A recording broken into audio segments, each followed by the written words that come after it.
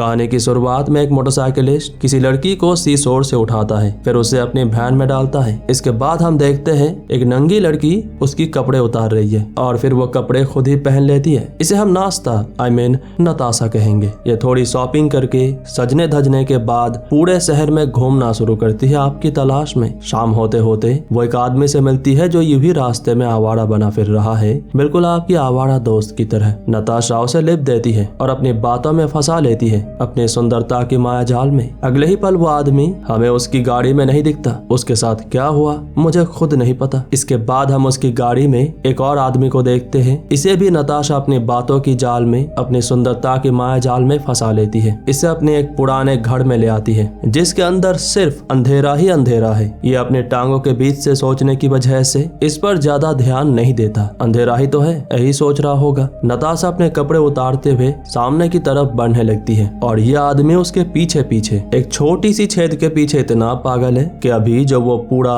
किसी लिक्विड के अंदर डूब रहा है उसे दिखाई नहीं दे रहा, या फिर उसके वश में है, मुझे नहीं पता। इसके बाद हमें नताशा को दिखाया जाता है जो समंदर के किनारे किसी को बहकाने आई है। ये दोनों बात कर ही रहे होते हैं कि तभी एक कपल की कुत्ता समंदर में बह जाती है। उसे बचाने के लिए लेडी समंदर में कूद जाती है, लेकिन वो भी लहरों में बह जाती है। उसे बचाने के लिए उसके हस्बैंड समंदर में कूद जाता है। ये नजारा देखकर ये आदमी जो नताशा से बात कर रहा था उसे बचाकर समंदर के किनारे ले आता है, लेकिन अपनी बीबी को बचाने के लिए वो आदमी फिर से चला जाता है समंदर में और इस बार समंदर की लहरें इन तीनों को बहा कर ले जाती हैं, कपल और उनके कुत्ता, इन तीनों को। इधर ऑलरेडी एग्जॉस्टेड ये आदमी चल भी नहीं पा रहा। नताशा इसके पास आती है और एक पत्थर से उसके सर पे मारती है। सो जा बहन के पकोड़े, यही वो कहना चाहती है बड़ी ही प्यार से। नताशा इस आदमी को घसीटते हुए ले जा रही है। आप देख सकते हैं उसकी गांड घिस रही है। उसे कपल की छोटा सा बच्चा बीच पर रोता हुआ दिखता है, पर नताशा को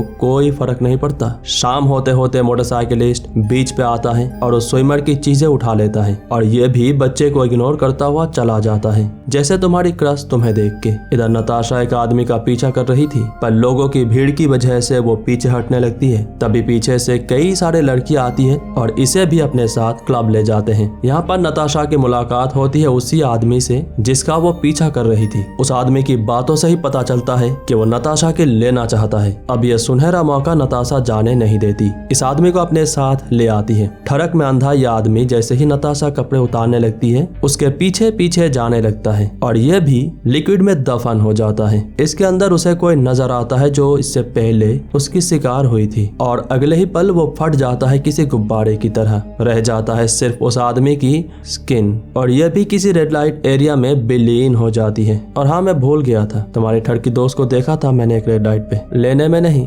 देने में बिजी था। खैर छोड़ो वो सब बातें। नताशा ट्रैफिक में फंसी हुई है। यहाँ पर एक लौंडिया बाज उसे गुलाब भेजता है। सुंदर लड़की देखा नहीं कि शुरू हो गए। मोहमाया है दोस्तों, मोहमाया। नताशा की नजर हमेशा उन लोगों की तरफ होती है जो अकेले होते हैं। वो तो मैं भी हूँ, मेरे पास ही आ जाए। खैर ये ठड़क भरी बातें मेरे दोस्त के पिछवाड़े में डालते हुए कहानी में आगे बढ़ते हैं। इसके बाद नताशा और भी कई मर्दों को ऐसे ही अपने जाल में फंसाती है। कुछ देर बाद हमें दिखाया जाता है मोटरसाइकिलिस्ट उसे बड़े ही गौर से एग्जामाइन कर रहा होता है, निगाहों से निगाहें मिलाकर। नताशा टाउन टू टाउन घूमते घूमते लोगों की रोजमर्रा की जिंदगी बड़ी ही ध्यान से देख रही होती है, जितनी ध्यान से तुम अपनी क्रश को देख रहे होते हो। उसी रात कुछ लोग इस अबला नारी की बहन पे हमला करते हैं, या तो पैसे के फिराक में या फिर उसकी लेने की फिराक में, पर वो नाकामयाब रहते हैं। इधर थोड़ी ही देर बाद उसे एक डिफॉर्म आदमी मिलता है। ऐसा होने की वजह से ही लोगों से बहुत ही कटा कटा रहता है। मतलब ना तो उसकी कोई दोस्त है और गर्लफ्रेंड तो बहुत दूर की बात है, तुम्हारी और मेरी तरह। और ये आदमी भी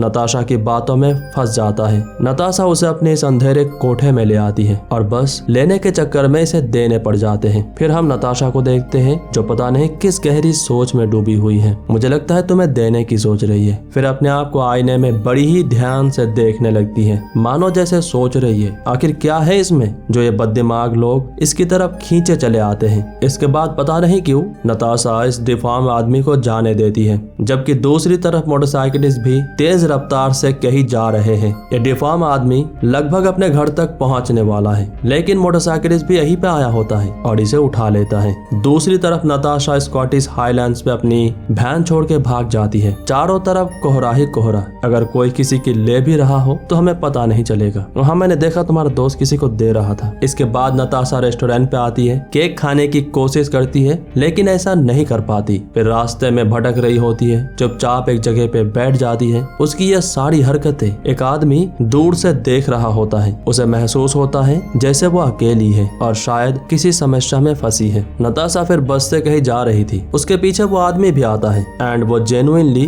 वो नताशा की मदद करना चाहता है। नताशा उसकी बातों पे पता नहीं कैसे मान जाती है। उसके साथ ग्रोसरी शॉप आती है, यहाँ तक कि उसके घर भी जाती है। यहाँ पर वो आदमी उसके लिए खाना बनाता है। वो तो खा रहा होता है पर नताशा नहीं खा रही। उस आदमी को लगता है शायद सदमे में होगी। सच कहो तो वो आदमी उसकी बहुत ही अच्छे से ध्यान रख रहा होता है, जबकि नताशा फिलहाल अपने शरीर को बार बार आईने में देखे जा रही है। और सच कहो तो हम भी। दूसरी तरफ मोटरसाइकिलिस्ट सिर्फ एक नहीं कई सारे नताशा की तलाश में पूरे शहर की चक्कर काट रहे होते हैं। इधर यह नॉन पर्सन नताशा को एक पुराने कैसल घुमाने ले आता है और ट्रीटमेंट एकदम प्रिंसेस वाली। नताशा बिल्कुल खोई खोई रहती है, आंखें बंद करके पता नहीं क्या ही सोच रही है। जैसे चाहती है वो उसकी ले।